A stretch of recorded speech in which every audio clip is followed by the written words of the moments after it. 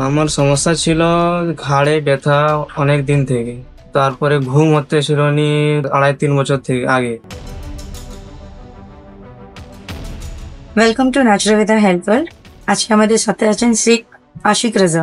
জি, কিছু সমস্যা নিয়ে উনি ডক্টর কে এম সাইফুল্লাহ স্যারের কাছে ট্রিটমেন্ট করাচ্ছেন। আসুন ওনা থেকেই জানি কি কি প্রবলেম নিয়ে এসেছিলেন আর কতটা উনি আগে থেকে সুস্থ আছেন। আসসালামু আলাইকুম। ওয়ালাইকুম আসসালাম। কি সমস্যা আমার নিয়ে নাম আসলেন? আশিক রাজা, বাড়ি পাঁশকুড়া। আমার সমস্যা ছিল ঘাড়ে ব্যথা অনেক দিন থেকে। কতদিন ধরে? মোটামুটি 1-1.5 বছর থেকে ঘাড়ে ব্যথা। কোথাও চোট লেগেছিল না হঠাৎ করে? না, হঠাৎ এমনি। তারপরে ঘুম হতে ছিল নি 2.5-3 বছর আচ্ছা আগে থেকে। তো আমি অনেক ওষুধ খেয়েছি, অ্যালোপ্যাথিও খেয়েছি, হোমিওপ্যাথিও খেয়েছি। আচ্ছা তো কোথাও কোনো রেজাল্ট পাইনি। আচ্ছা। তো এসে সার্চ করলাম গুগলে আয়ুর্বেদিকের।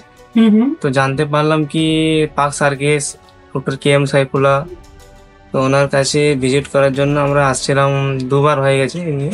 তো দুবার যে ভিজিট করলেন, হুম, মোট আপনার 80 দিন ওষুধ খাওয়া হলো। জি। তো তাতে এখন কেমন মনে হচ্ছে?